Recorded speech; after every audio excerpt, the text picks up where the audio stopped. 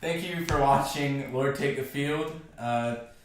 This week we're going over recruiting and a few bowl game predictions. So, recruiting, nothing's changed there. Bama still takes the day at the end of it. Auburn did get big gets. Yeah, with pretty good day so far. Papo and pretty good so far. Yeah, I'm really pleased with Tennessee. I think Jeremy Pruitt is recruiting well for his first year. He had to mend some broken relationships that were made with the previous staff, especially with Eric Gray, who did end up signing today at I think 1:30, which is great.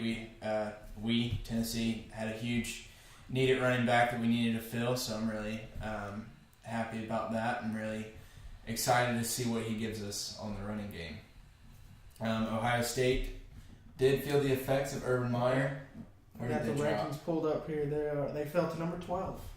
They were at 9. Slipped outside the top 10 to 12, according to 247 Sports. And just kind of looking at the rankings, Oregon with a big day for the early period, jumping up to number 6. They were number 9 at the start of the day, but jumped up to 6. You got SEC top 4: Alabama, Georgia, Texas A&M, and LSU, and Clemson rounding out the top 5. So familiar faces. Maybe Texas A&M up there, but a lot of familiar faces in the top 5. I think A&M's feeling the Jimbo Fisher effect of him bringing in some huge recruits. A lot better than what Kevin Sumlin did there. So Jimbo had a great day. I think that Oregon is about to have a very stout defensive line with Kayvon Thibodeau coming in. Player in the class. Now, unless you're talking to a Georgia fan, then it's Nolan Smith. True. Yeah. Nolan Smith. Let's see. He was ranked. What was he ranked? 1? He was ranked 1, and according to 247. Defensive end, which you talk about Georgia, they've already got great players there. So now that doesn't really help them for 2019, but definitely helps them for 2020 and beyond. Yes. I definitely expect to see him rotationally in 2019, making some big plays. Looking at the rest of Georgia's class, 5-star offensive lineman Clay Webb out of Oxford, Alabama. It's a huge get for Kirby Smart. Giant need Nick there. Saban's backyard. Yeah, good offensive line already. All they got to replace is their center. Which was their weakest link on the O-line, was their center. I don't know if Clay Webb will play center. I think he's a guard, but he's definitely an interior lineman. But, either way, just adding to the depth that they already have and making it better, which has cost them at times. So, big day for them, big class for them. Kind of becoming the norm for Kirby Smart. Yeah, we're seeing greatness arise at Georgia right now. Also helping out their defense a lot. They got the number 1 inside linebacker, Nakobe Dean. Number 2 defensive tackle, Trayvon Walker. So, again, an already stout front 7 just gets better. Receivers, they signed 5-star Dominic Blaylock. Just it's all 4 and 5 stars if you look at their list. He's crazy, but we're going to start seeing coaches turn their head away from the 2019 class with a lot of recruits signing. I think yesterday at about 1, I think ESPN gave a percentage of about 41% of recruits had signed yesterday. So huge day in recruiting. And with the early signing period, what we're starting to see is coaches are going to stop babysitting these recruits later on and kind of instead turn their head towards this new class, this 2020 class. Sort of. If you're an Auburn fan like me, you probably watched Gus Malzahn's press conference talking about the class, which was a good day, but nothing really that was unexpected. Kind of got the guys we were supposed to get. But he said he's going to keep focusing on this class for the February signing day and trying to do a good job of keeping keeping the guys you're supposed to get, and hopefully being able to flip a few. So it just depends on where you're at program-wise. Probably you're right, those top 5. Pretty much everybody in the top 10. Probably kind of looking toward 2020 now. Got their big names. But you look the ones on the outside trying to maybe get back up into the top 10 in the class. Yeah. Tennessee is... You see Tennessee in there. You'll see Auburn. Definitely see Ohio State as they slid. Notre Dame, they're outside the top 10 right now. So they'll be trying to crack that. I think what Jeremy Pruitt's going to be looking to do in the coming months, 5-star offensive tackle, I think Darnell Wright, trying to get him to come to Rocky Top. He right now is projected by the Crystal Ball to come to Tennessee. It'll be a huge get. I think that puts our offensive line with Trey Smith at left tackle, Darnell Wright or Wanya Morris at right tackle, and then Darnell Wright or Wanya Morris in the guard. And then we did pick up an Alabama transfer during the season and putting him at guard. And then our center is a question mark. I don't know who we have there right now, but I think that'll be a good offensive line for us because we were really beat around the edges this season. Yeah, did that to Auburn a lot. Auburn is in a similar situation with offensive line being a weakness, but good thing for Auburn is all 5 are returning next year, so should be getting better. We did add a few 4-star. You can never have too many big men. Blanking on his name. Yeah, 4-star from just up the road from us in Hogansville, Georgia. Keandre Jones, interior guy, guard, 4-star, good size. They're very excited about him. So, and I know that Malzahn's still recruiting offensive linemen for February, and still got a couple of days in this early period that can get some more. And you just stay away from Darnell Wright. He signs to Auburn, there will be a fist fight on the show. I think we're looking ahead to February. I hope I get his name right. Cortavius Crouch, who is the number 1 JUCO prospect in the nation, is looking at either Clemson, Tennessee, and one other school I forget. And Tennessee's gained momentum on him recently, so looking for him to sign. Jaden Hazelwood for Georgia or Miami. That'll be a huge get for whatever school he goes to. Bigger get for Miami. Definitely bigger get. Think I'm trying to remember who else has not signed yet. Those are 2 big names I know off the top of my head outside of Darnell Wright. Auburn has a big name that hasn't signed yet. George Pickens, 4-star receiver. Yes. Played in the Alabama-Mississippi All-Star game with Auburn signee Bo Nix, throwing passes to him. So interesting that Pickens hasn't signed. He's listed as a hard commit by 247. Didn't sign. I haven't seen a reason why, but always makes Auburn fans nervous when you have somebody committed and they don't sign. Yeah, especially early signing period. Are they waiting to sign? Yeah. So, but just looking to plug holes. I'm sure Auburn's gonna be looking for another running back. Kind of missed on Noah Kane. Him choosing Penn State. Big hit for them. Yeah, huge for them. I mean, that not only does that help them, for this year, but it can also help them in the transfer market. Justin Fields originally committed to Penn State out of high school. Looking at his options, he's kind of sounded now he's looking at Ohio State, but everything, it's all still up in the air. I think I don't know if Trace McSorley's announced that he's leaving yet. But with Trace McSorley kind of in this final stretch of his career at Penn State, it would be a smart move by Justin Fields. Go in there, you're an athletic quarterback. You bet stronger arm than Trace McSorley, I think. I think he's a better quarterback than Trace. Yeah. So I think it'll be a smarter move for him to go into Penn State, assume that role, your top dog, your number 1, I think that will be the get. Justin Fields can go anywhere and play. I mean, that's just his kind of talent. Georgia also signed 2 more 4-star quarterbacks yesterday. It'll be interesting to see. Justin Fields kind of waiting to see if he's going to get that waiver to be able to play immediately. If not, he'll just sit and wait another year behind Jake Fromm, who will probably only have 1 more year. Yeah. He will probably leave after his 3rd year. But it's interesting. You kind of talk about the transfer market with Justin Fields.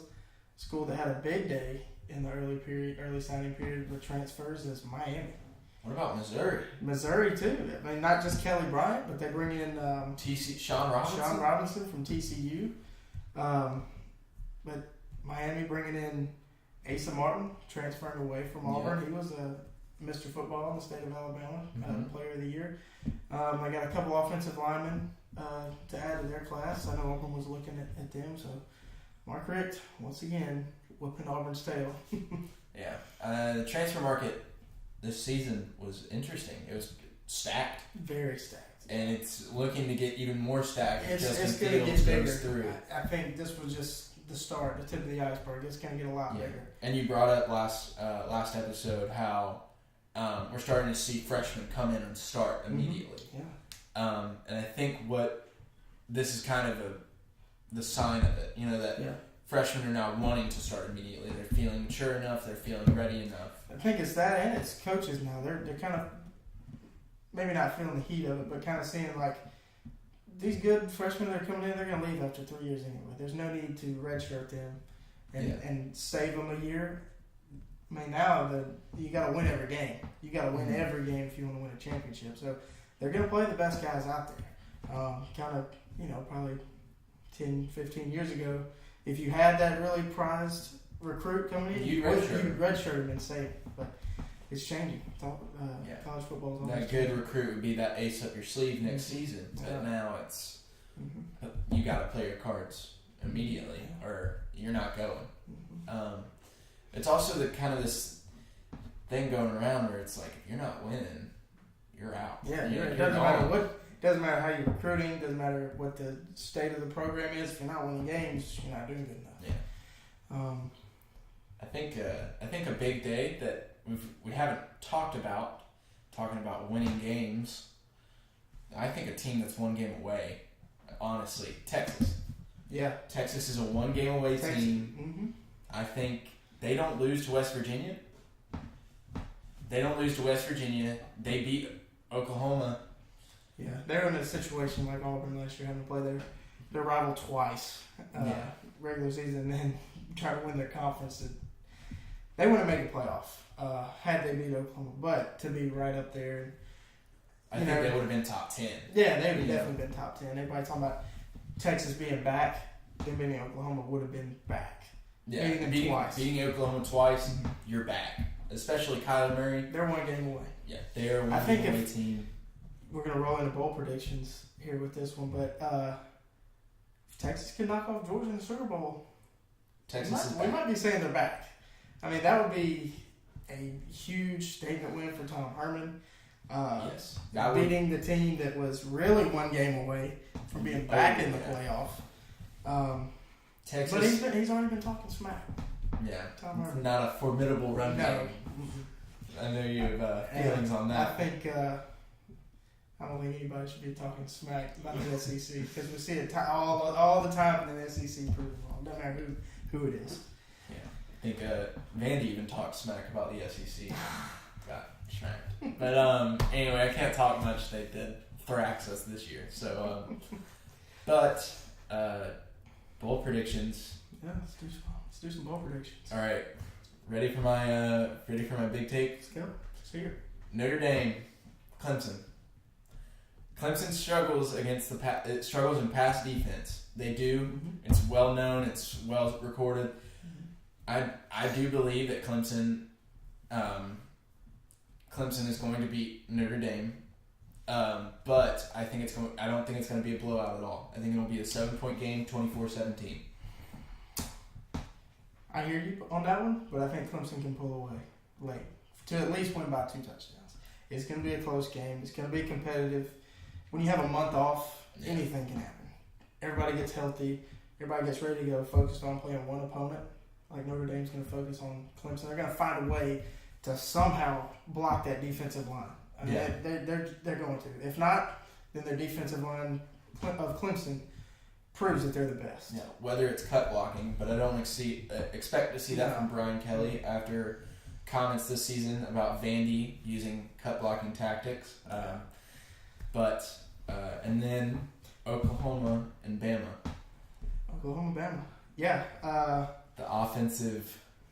I've put it out there that I think Oklahoma not only can stick with Alabama, but can find a way to beat them. I think they can. I'm not going to guarantee that they will. I'm not so much going to predict that they will, but I think that they can find a way. It is a possible chance. I will agree. Oklahoma can just score. They can flat score. They're going to find a way. It doesn't matter. Alabama's defense, at times, in a lot of games, has shown flaws. That they're not the number one Alabama defense that we've come to expect. Georgia, they didn't look great. First half against Auburn didn't look great. Kyler Murray's a better quarterback than Jake Fromm. I'll say that right now. I'll give you athlete. I'll definitely give you athlete. I'm like, I think from the standpoint of what Jake Fromm can do out of the pocket versus what Kyler Murray can do out of the pocket, Kyler Murray's exceptionally well. Now, do I think Jake Fromm's ceiling is higher, but when I say that I think Kyler Murray is currently right now the better quarterback, I just think Kyler Murray puts on a better fourth quarter performance. Because when they needed the Heisman Trophy, when they needed him to be clutch, yeah, he was. He was.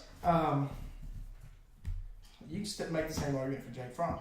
Now there has been games Jake Fromm slipped up. LSU, Alabama, not been his normal self. Yeah. But when Jake Fromm's on, I don't know if there's a better quarterback. I mean, Jake Fromm, yeah. So that's my thing. And he was on for 3 quarters against Alabama. Yeah. And then they got to him.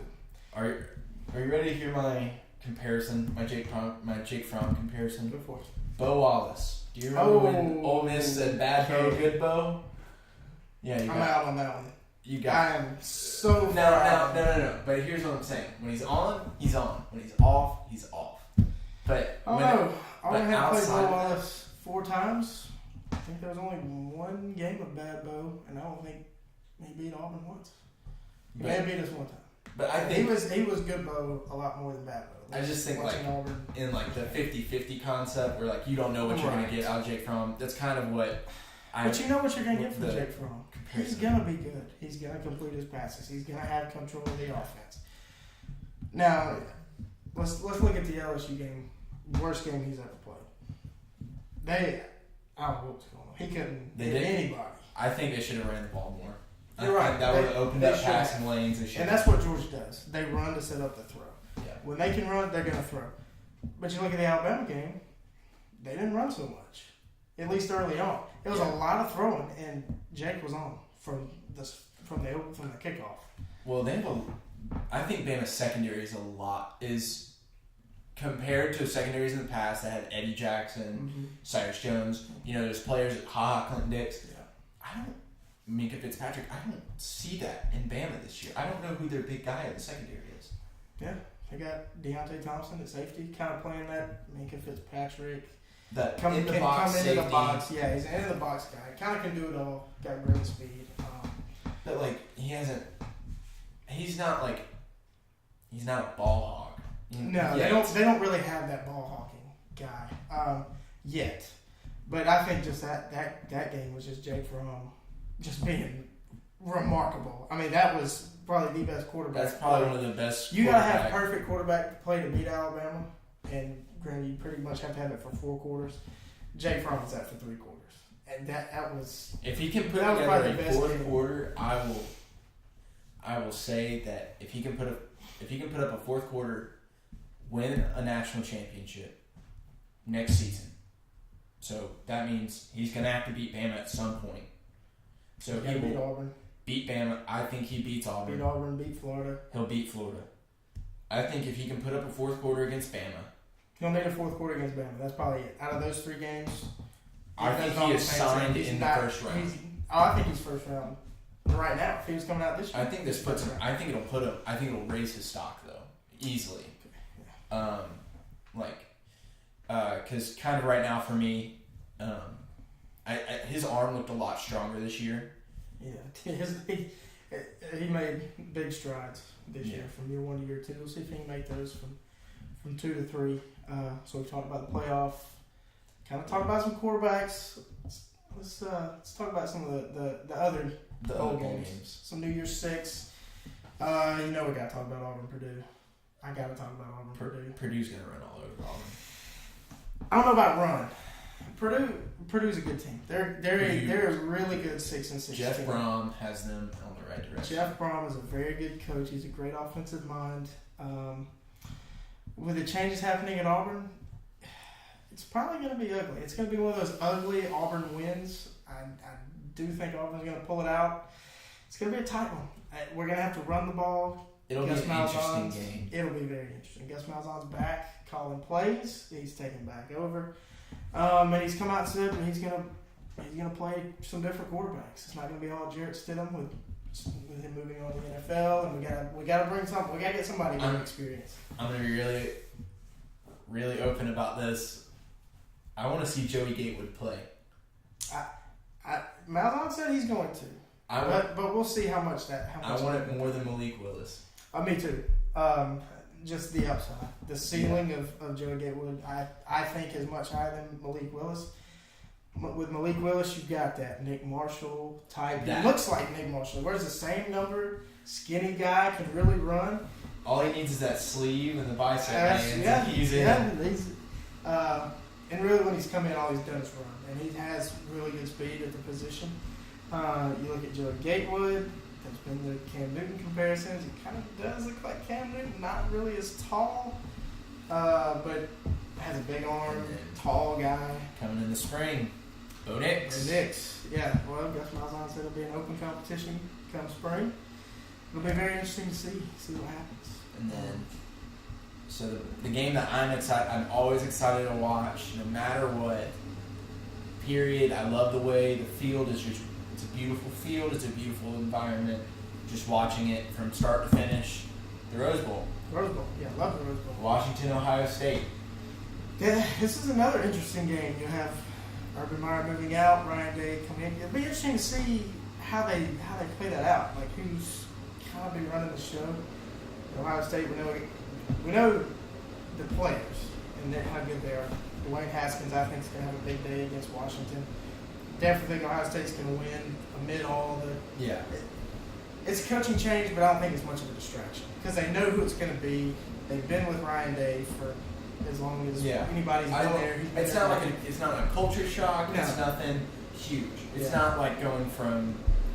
It's not like going from Butch Jones to Jeremy Pruitt, or let's say when this happens, a Nick Saban to. Whoever he's going to win. Actually, whoever. Now you look at Washington, though, a guy who can really exploit that is Chris Peterson, their head coach. He's, in my mind, one of the best in the country. He's up there in Washington. Nobody really hears about him much. He doesn't have those wacky sound bites like Mike Leach did at Washington State. But he can flat out coach. He's going to have them ready. They're going to come out and play hard. They lost to the team that finished 10th in the SEC. I gotta go with Washington. First game of the season. It was. But I will agree. I think at the end of the day, right now, I think the best passing attack in college football got really hot, really late. Mm-hmm. Ohio State. I think Ohio State. I don't know about best. Well, you got Alabama and Oklahoma. It's hottest right now. Yeah, definitely think Ohio State. They can probably just do whatever they want to do. Run it, throw it. Yeah. And then a game I'm going to find interesting because none of all their players are deciding not to play. Michigan. Yeah. No Devin Bush. No Rashawn Gary. Karan Higdon announced for the draft today, not playing. Michigan is going to have their hands full with Felipe Franks. Oh, I don't know about Felipe Franks. Emory Jones will start. Do you think that's going to happen? No, I think Emory Jones will play. I don't think he's going to start. But yeah, Dan Mullen, like Chris Peterson, is going to have his guys ready. I mean, I don't think Dan Mullen backs down from anybody. So he's definitely going to have him ready to go. Yeah. It's going to be a very interesting game. Yeah, I know the stars for Michigan are going to be not Well, playing. they still have Winovich. Winovich will play. Shea Patterson's going to play. Shea Patterson needs to take a step up. Yes, he does. He kind of played into the Jim Harbaugh offense of a bit more conservative.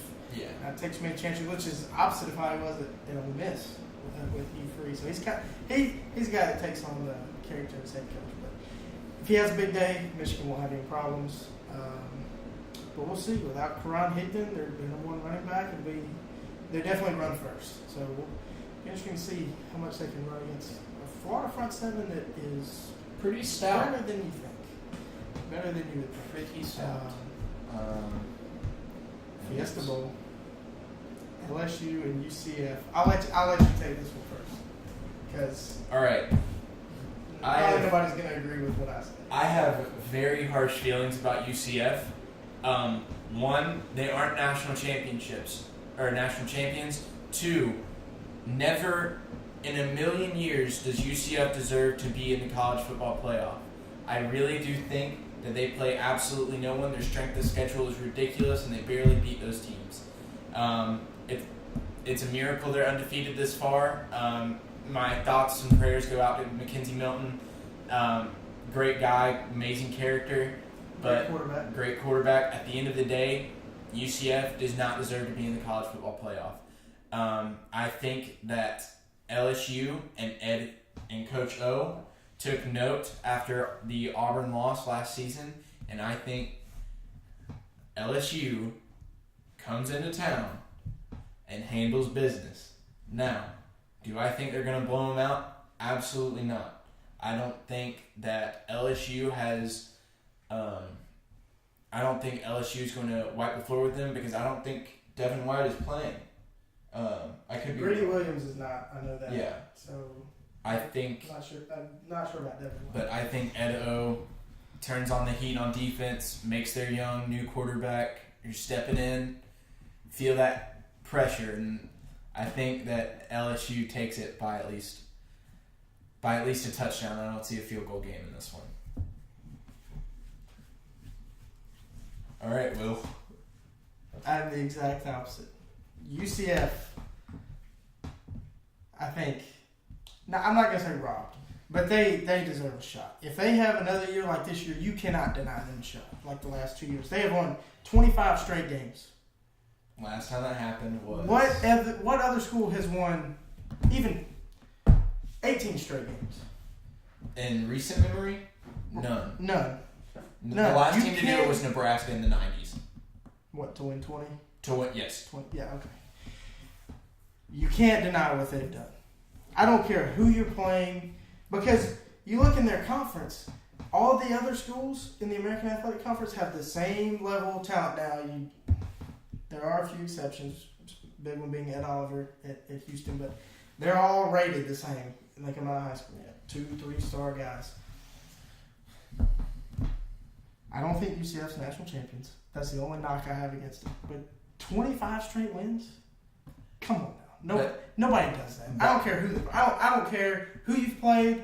You play who's on your schedule, and you beat them all. They've done that. I will say what hurts them is Florida reached out to them very recently, said, "Hey, let's do a home-and-home series." It was a 2-for-1.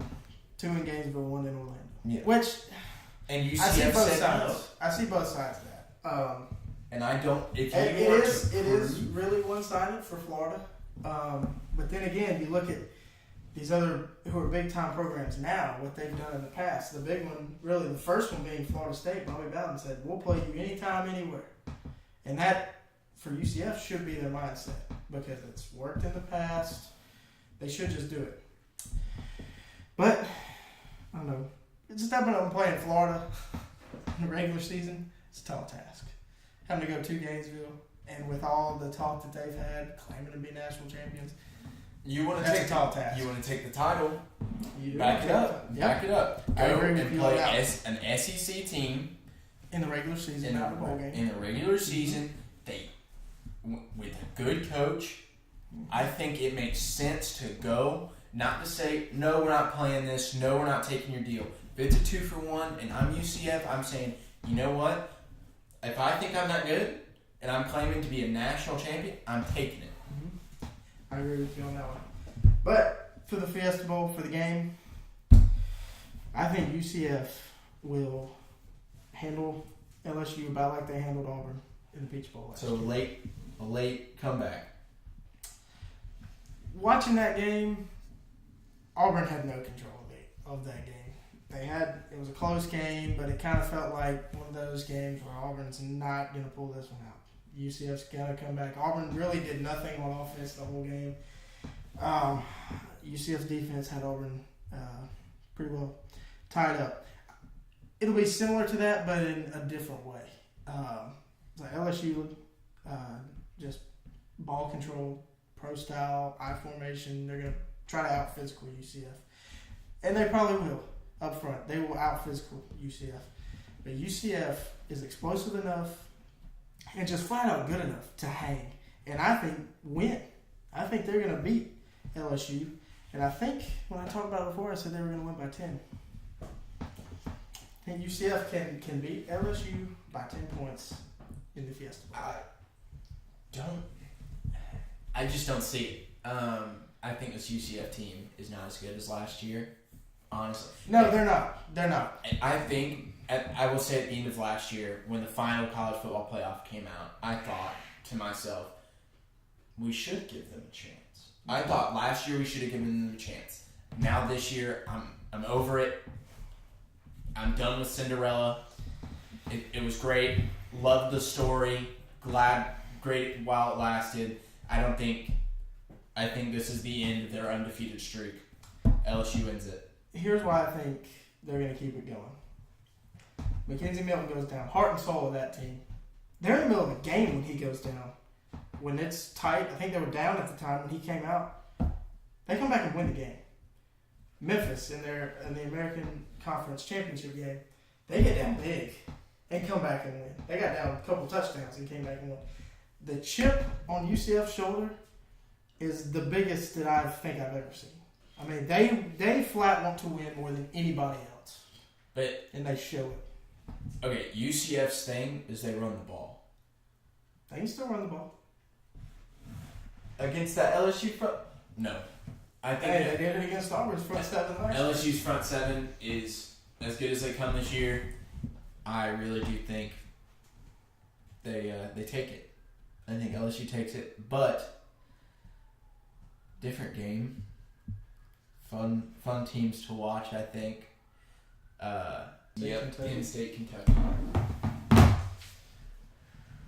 Well, Penn State has the run game, has the quarterback, has the O-line, has the defense. Penn State has every piece Tennessee didn't have, and Tennessee still gave Kentucky the work. Penn State takes it. Yeah, Kentucky was great until they ran into Georgia. And then Kentucky went back to being Kentucky. Losing games they should have won that. And I think you'll agree with me. Kentucky should have beat Tennessee. Yes, 100%. I was at that game. Before the game. Not during the game, but like going into that game, it's like Kentucky should win this game. Should be no problem for Kentucky. But Kentucky was Kentucky. Yeah. Just lose. So I think it's Penn State and Penn State big. I mean, I think they're only a touchdown favorite right now according to Vegas, but it's going to be bigger. It's going to be. I'll be surprised if it's 10 or less. I'll be shocked if Kentucky wins. Mm-hmm. And during bowl season, I'm all about SEC. Win every game we can. Let's prove we're the best conference. Yeah. I think we proved we're the best conference in recruiting this year. I think I'm concerned this bowl season with Vandy coming into a bowl game. You got Vandy, Kentucky Auburn with that tough matchup with Purdue, Kentucky, Penn State. SEC's got to show up. I mean, you're not going to be able to just roll over these other conferences. And you look at the other conferences; they're really all getting better. They're getting up to the level. And the SEC, at least at the top, is answering the bell. because you look at all the other teams in the top recruiting classes. They're right there. Ohio State, Michigan's up there. Clemson, of course, is up there. Oregon's coming back. Texas, Oklahoma. ACC got another couple teams close. Miami. They had a bad year this year. I think NC State. NC State is right up there. NC State did had a very experienced team, which really helped. Yeah, I think NC State, if they can get more highly touted recruits, they do take that next step. Mm-hmm. They just had big development. Ryan Finley, quarterback, who's going to be drafted, which I think a couple years ago nobody thought he really had a chance to be drafted. They got a receiver that's going to be drafted. Yeah. And it's funny. Last coaching carousel cycle, Dave Doran's name popped up a lot. Popped up Auburn, popped up Tennessee, a couple other places he popped up. This year, nothing for Dave Doran. Quiet. So, we'll have to see. Next year's a big year for him. I mean, if he wants maybe a step up Power 5 job from NC State, to have another good year next year with a totally different team. Yeah, and I think this is the test for Dave Doran. Mm-hmm. Kind of the same test that Butch Jones went through and failed. Yeah. This complete and utter change of the guard at NC State, team-wise and student-wise. Yeah. Right? Same thing happened at Tennessee. You had a Josh Dobbs-led offense that was explosive, great, and then you go to a Quentin Doherty-led offense that didn't score. For I think Jarrett Garantano offense that still struggled to score. And now we are in this Jared Pruitt era, and he is handling it extremely well in my eyes. Uncomfortable with the media at sometimes, but he's a new coach. That happens. Dave Doran now loses Bradley Chubb. Yeah. Is Ryan Finley. Mm-hmm, losing all these guys that he's coached up, you know. So now it's going to be time to see what Dave Doran can do with the changing of the guard. I'm excited to see what the ACC this season, I think, was the worst it has been in a long time. Yeah. I watched Joel Klatt a lot, and he said that they were, by the playoff committee, overranked by 16.5 spots at points during the season.